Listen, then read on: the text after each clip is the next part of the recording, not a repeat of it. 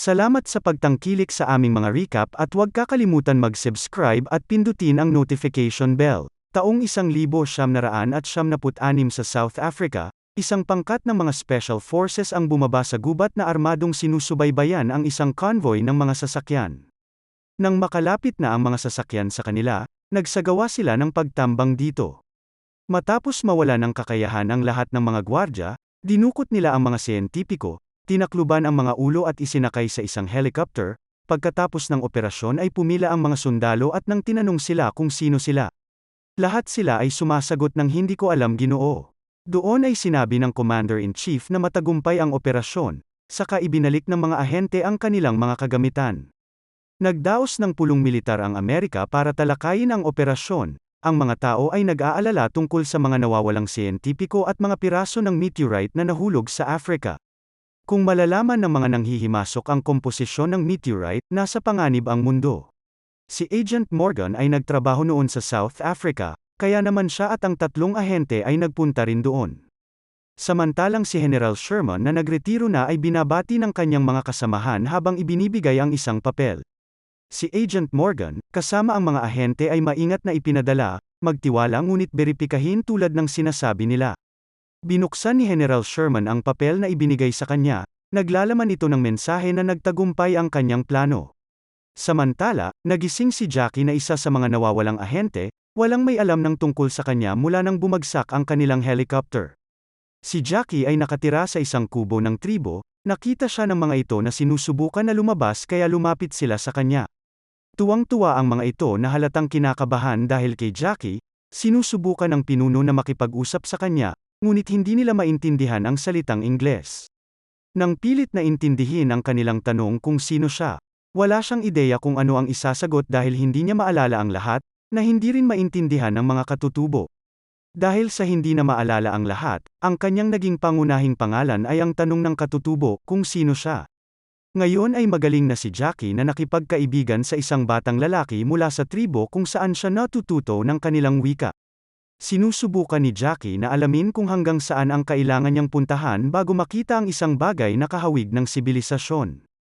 Hiniling niya sa bata na ipakita sa kanya ang mga bato tulad ng mga tao, ngunit hindi ito maintindihan ng bata, sa halip ay pinalitan niya ito ng mga buhangin ng bundok. Desperado na si Jackie dahil pakiramdam niya ay hindi siya mabubuhay sa lugar na ito. Sa kanyang pagpunta sa tribo ay nakahanap siya ng isang maliit na leon na kanyang ikinatuwa dahil sa pagiging maamo ng mga ito.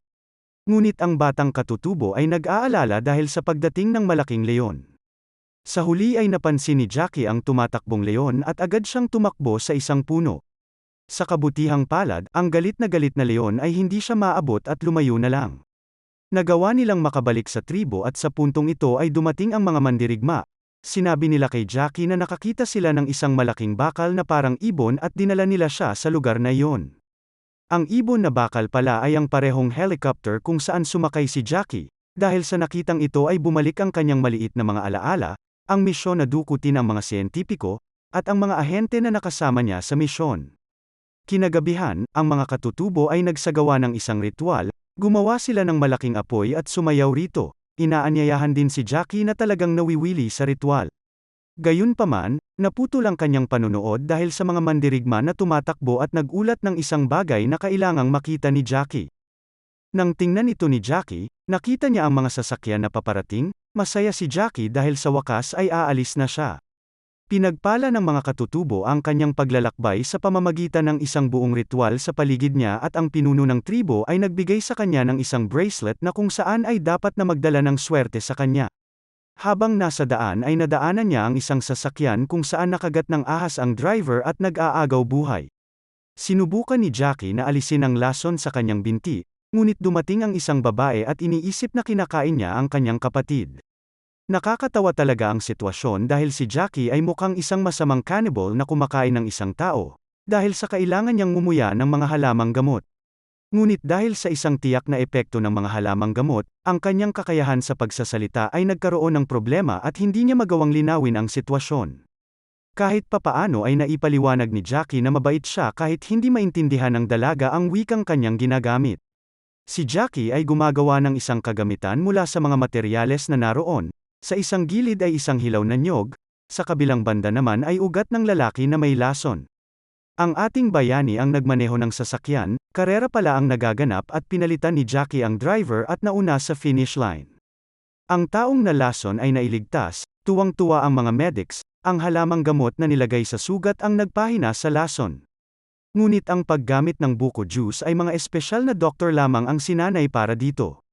Napagkakamala ng lahat na isang katutubo ang ating bayani, samantalang namamanhid pa din ang kanyang dila kaya para sa kanila siya ay isang matalino na katutubo, na hindi alam na siya ang nawawalang ahente. Ang doktor ay nagbigay sa kanya ng isang lunas na bahagyang nagpapagaan ng pamamanhid.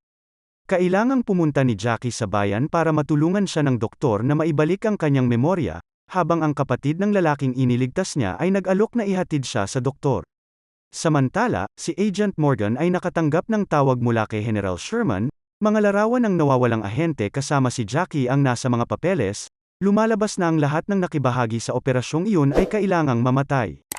Habang nakaupo si Jackie sa ospital, isang reporter ang tumakbo papunta sa kanya na humihingi ng panayam. Ipinaliwanag ng doktor kay Jackie na nawalan siya ng memorya bilang resulta ng pinsala sa utak, ngunit kung tutuusin ay malusog naman ang kanyang pakiramdam. Pinayuhan siyang pumunta sa pulisya para hanapin ang sarili sa mga nawawalang tao.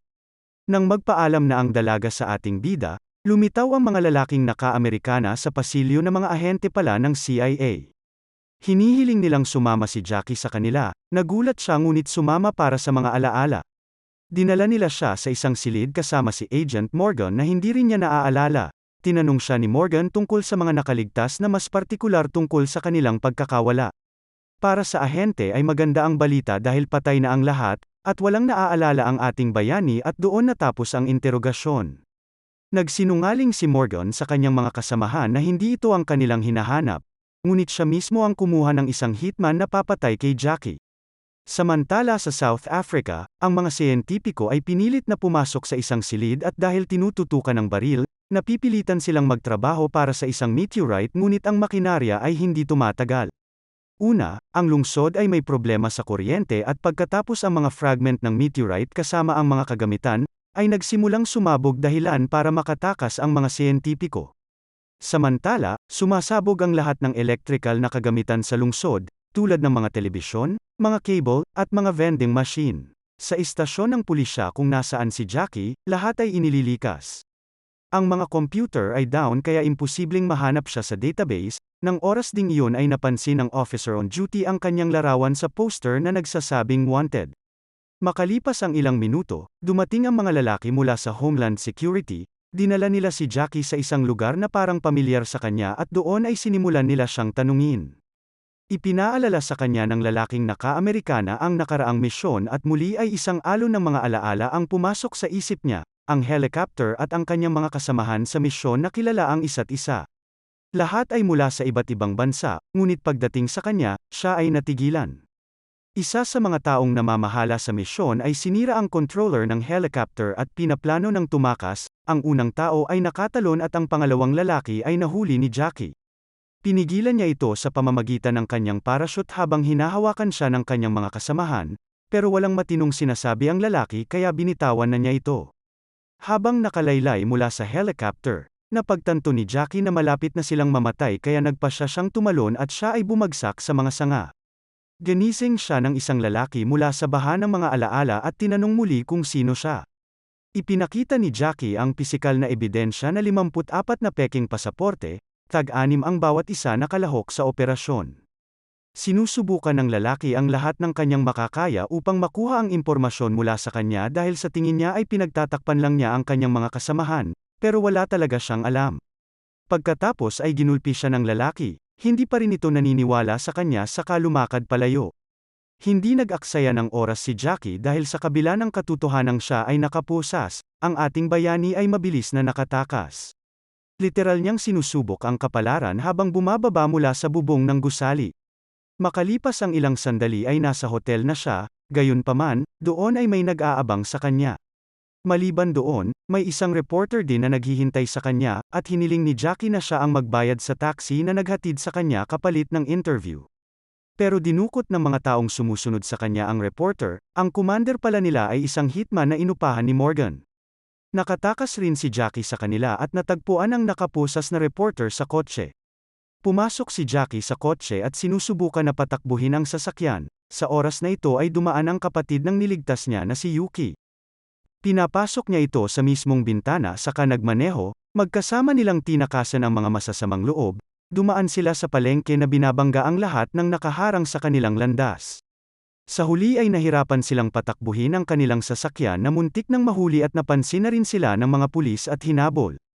Nagawa nilang maisahan ang mga pulis sa pamamagitan ng mabilis na pagparada upang makapagtago, at sa sandaling sinubukan nilang makalabas, nakasalubong nila ang mga tauhan ng hitman. Nang sila ay natrap, kinailangan nilang gumawa ng mapanganib na pagkilos ngunit dahil sa husay at kasanayan ng babae na nagmamaneho, sila ay nagtagumpay. At kahit anong pilit ng mga humahabol sa kanila, sila ay nabigo. Nang nasa bubong na ng gusali, nilinlang ng driver ang mga tauhan ng hitman na muntik na nilang ikinamatay. Ngunit ang ating bayani ay nagpakatao pa rin kahit nasa ganitong sitwasyon dahil tinulungan niya ang mga nagtangkang pumatay sa kanya kanina, at ito ay isang mabisang paraan. Sa wakas ay wala nang ibang sumusunod sa kanila, at nang huminto sila, sinubukan nilang alamin kung bakit siya hinahabol ng lahat. May dala siyang bag ng isa sa mga namatay na ahente at nasa loob nito ang isang kodigo na matagal nang bumabagabag kay Jackie, 11 driver, isa ang nahulog, iniisip niya kung ano kaya ang ibig sabihin nito. Napapaisip na ang ating bida dahil wala na talaga siyang maalala kaya umakyat siya sa isang mataas na lugar at tinanong muli ang sarili kung sino ba talaga siya. Habang sila ni Yuki ay nagpapahinga, niresolba ng reporter na si Christine ang kodigo at nagtagumpay siya. Ipinahihiwatig nito ang numero ng telepono ng isang kumpanya sa Rotterdam. Nang iminungkahi ni Yuki na kuhaan nila ng litrato ang isa't isa, kakaiba ang naging reaksyon ni Christine, tumanggi siyang kunan ng larawan. Sa Holland, ang ebidensya ay pinagsama, ang mga ebidensya na ginagamit ng pinaslang na piloto, at ang mga ebidensya sa restaurant sa tapat ng gusali.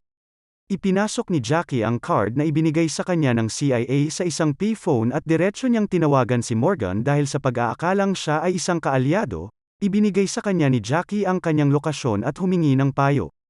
Sa hindi sinasadyang pagkakataon, si Morgan ay nasa mismong gusali sa kabilang kalye. Inutusan niya ang kanyang mga tauhan na patayin si Jackie, ngunit hiniling ni dating General Sherman na dalhin siya sa kanya. Kaya sinabihan ni Morgan si Jackie na huwag magtiwala sa sinuman at tinapos ang kanilang pag-uusap. Umupo si Jackie at napansin ang isang kumikislap na pulang ilaw mula sa bag ni Christine, nire-record pala niya ang kanilang pag-uusap sa telepono. Bilang karagdagan, lumalabas na nire-record ng reporter ang lahat gamit ang earphone na nasa kanyang tainga. Malalaman din natin kung bakit iniiwasan niyang kumuha ng larawan gamit ang kanyang camera. Ito pala ay isang tagong baril na hugis camera. Naguguluhan at kinakabahan na si Jackie dahil kung ano-ano na ang nangyayari sa paligid niya.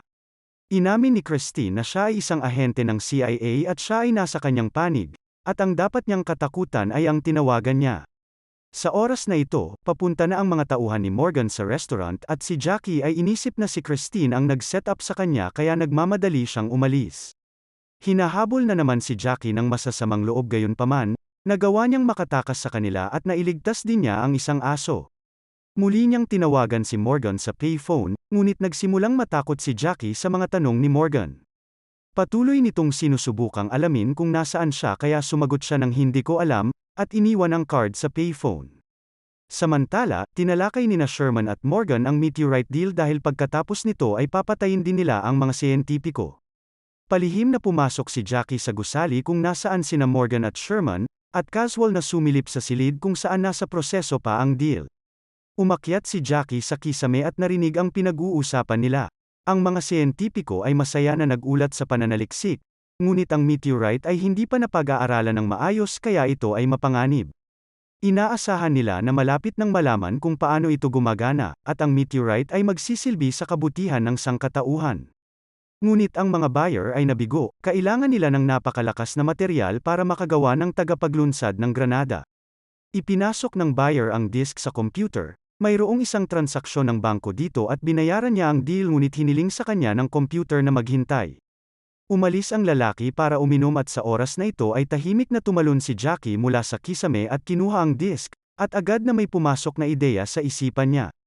Inilipat niya ang buong halaga ng deal sa rescue fund ng mga bata. Pagkatapos ay napansin nila ang nawawalang pera at ang hindi natuloy na deal kaya daan-daang mga mersenaryo ang humanap sa kanya sa buong gusali. Tinakasan sila ni Jackie hanggang sa makita niya si Morgan, sinusubukan nitong makuha muli ang kanyang tiwala. Sa isang sandali, mukhang naniniwala si Jackie sa kanya pagkatapos ay nagpasya siyang subukan ito. Ibinigay niya sa kanya ang baril at maingat na tinanggal ang bala nito. Nang kunin ito ni Morgan ay agad niyang itinutok kay Jackie na isang malaking pagkakamali. Matapos bugbugin si Morgan, tumakas siya papunta sa bubong, doon ay pinalibutan siya ng mga propesyonal na mandirigma na humahabol sa kanya. Nakipaglaban si Jackie sa una na isa palang napakalakas at mabilis na mandirigma, pero mas malakas at mas tuso si Jackie. Ayaw niya ng patas na one-on-one fight, gusto niya ay sabay silang umatake. Matapos manalo sa laban ay na-corner si Jackie kaya siya ay nagpadulas sa salamin na pader ng gusali. Gusto niyang mabasag ang salamin ngunit mapanganib na gawin ito gamit ang kanyang kamao. Dito ay naalala niya ang bracelet na bigay ng katutubo kaya binasag niya ang salamin gamit ito. Pero nasa baba pala si Morgan. Tumakbo siya palayo sa kanya at doon ay nakasalubong niya si Christine na minamaneho ang isang maliit at mabagal na sasakyan. Kinakabahan si Jackie kaya sinabihan niya ang reporter na magmadali pero pinakalma siya ni Christine sa pagsasabing mayroon siyang mga plano. Ang isang grupo ng mga naka-Amerikana ay tumakbo papunta sa gusali, nagtanong si Jackie kung kasama ito sa plano nang biglang nagsara ang lahat ng kalsada at itinaas ang mga tulay.